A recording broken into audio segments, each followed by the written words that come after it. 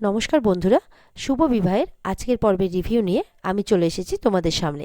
Bangla serial সমাচারে তোমাদের সবাইকে স্বাগত জানিয়ে আজকের পর্বের রিভিউ আমি শুরু করছি। শুরুতেই যেটা দেখতে পাচ্ছি যে সুধা তেজ সবাই মিলে তো প্ল্যান করছে।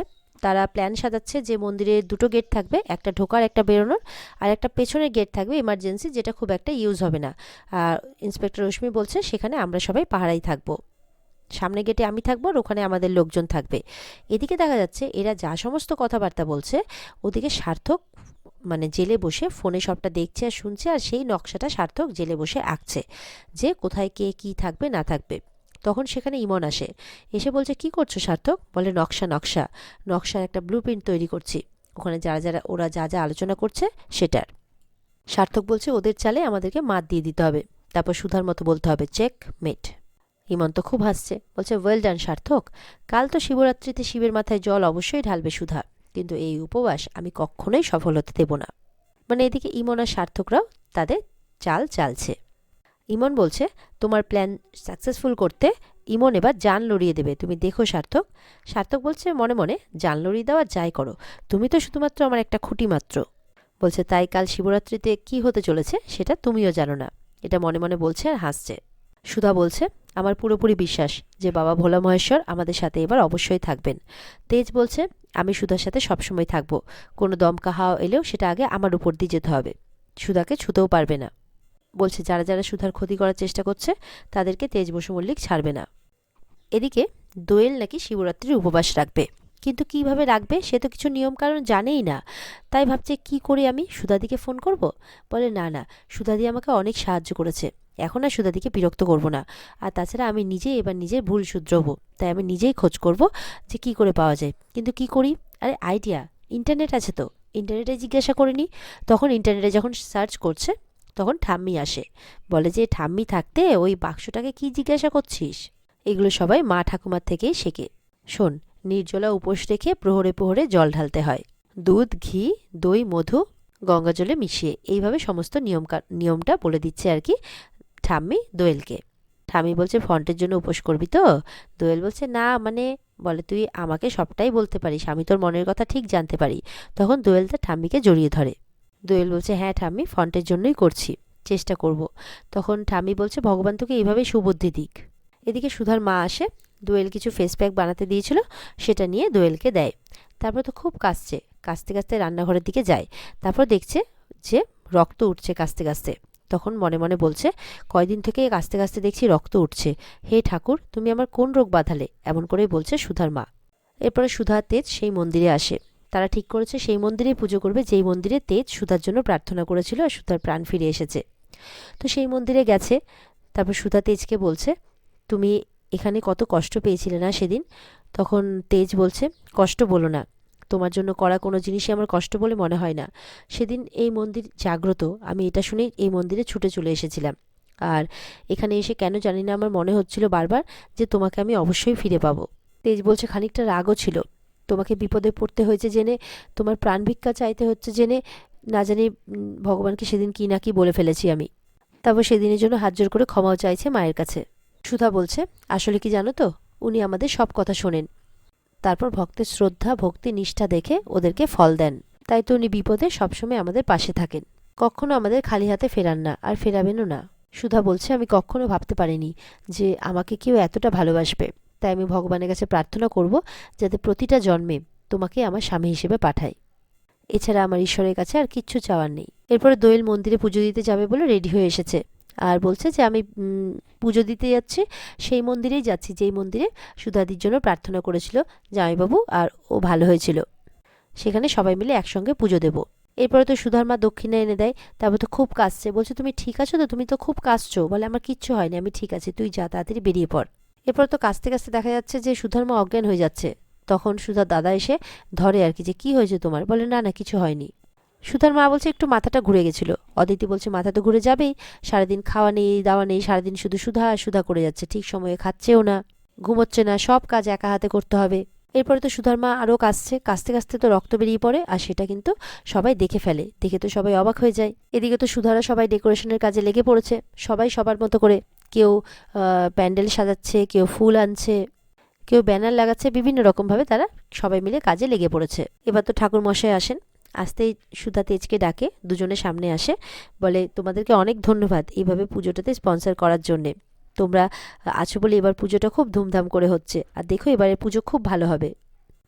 তেজ বলছে এটা তো আমাদের সৌভাগ্য, এই এত বড় একটা পুজোর দিনে তেজ বেকারি আর সুধা ম্যারেজ ব্যুরো যে এইটুকু করতে পারছে, এটা ভেবেই আমাদের নিজেদেরকে অনেক ভাগ্যবান বলে মনে হচ্ছে। এরপর তো সুধা ভালো করে সব দিকটা বুঝিয়ে দিচ্ছে সবাইকে, পুজোর কাজটা আর কি, বিচ্ছুকেও বলে দিচ্ছে। তারপরে সুধা আবার ময়ে ওঠে, নিজেও কাজ করছে। বিচ্ছু বলছে কি করছিস বলতে, তুই পড়ে টরে গেলে এমনিতে উপোস করে আছিস। তখন সুধা বলছে কিচ্ছু হবে না, আমাদের মেয়ে মানুষদের ভগবান ওইভাবেই তৈরি করে। এদিকে তো তেজ সুধাকে জোর করছে, কি ব্যাপার তুমি ময়ে ওঠে কেন কাজ করছো, তুমি কি নামবে? সুধা তো বলছে কিচ্ছু হবে না। তখন তেজ কি করে, কোলে করে সুধাকে নামিয়ে দেয়।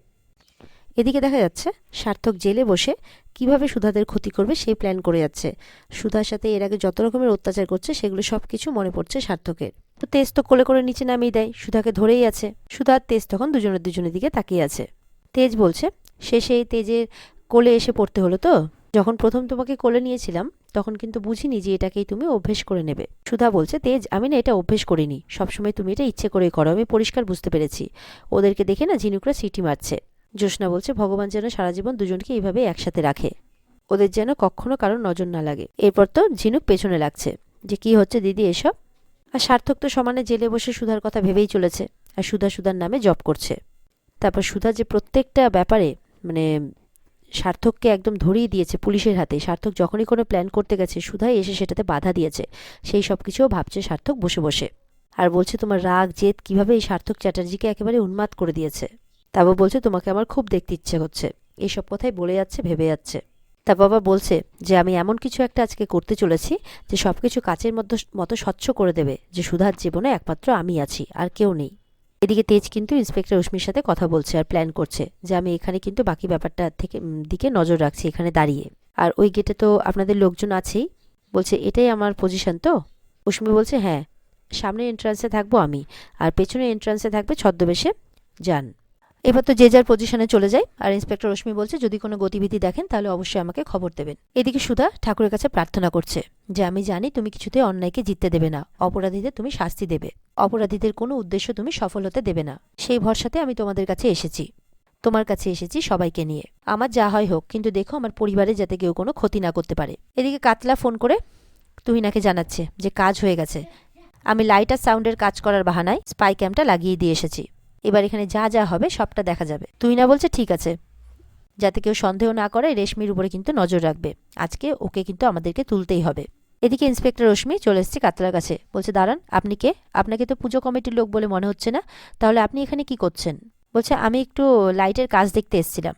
তারপরে বিচ্ছু বলছে ও, ওনাকে আমাদের পাড়ার কেষ্টদা পাঠিয়েছে। তারপর ইন্সপেক্টর রশ্মি বলছে আপনার কাজ হয়ে গেলে আপনি আসতে পারেন। এই সুযোগে কাতলা চলে যায়। এরপর কিন্তু যাওয়ার সময় সুধার সাথেও ধাক্কা লাগে কাতলার। তখন সুধার কেমন যেন গলাটা চেনা চেনা লাগে। তখন যখনই যাবে আর কি, যে শুনছেন, তখন তেজ চলে আসে। তারপর তেজের কথা শুনতে শুনতে ওই ব্যাপারটা ভুলে যায় সুধা। তেজ বলছে তুমি কিন্তু একদম আমার চোখের আড়াল হবে না। সুধা বলছে তেজ তুমি থাকতে আমার কোনো ক্ষতি হতে পারে না। এদিকে জ্যোৎস্নাকে সবাই যেতে বললে জ্যোৎস্না ঝিনুকদের বলছে যে তোরা জান আমার শরীরটা খারাপ করছে, আমি এখানেই বরঞ্চ বসি, অত ভিড়ে আমি যাব না। এই বলে ঝিনুক, ডলি, রেশমি সবাই চলে যায়।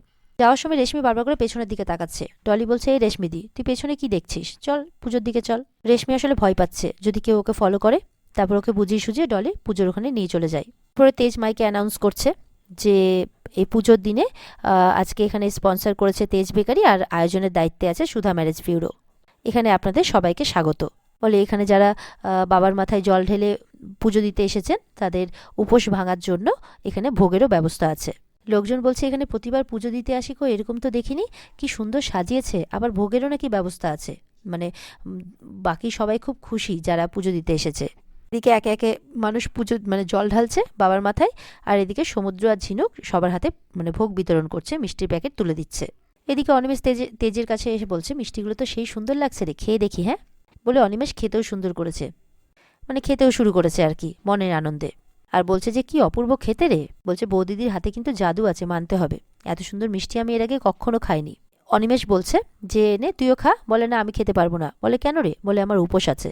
অনিমেষ বলছে এ কি রে, এই দিনে তো মেয়েরা উপবাস করে, তুইও করছিস যে?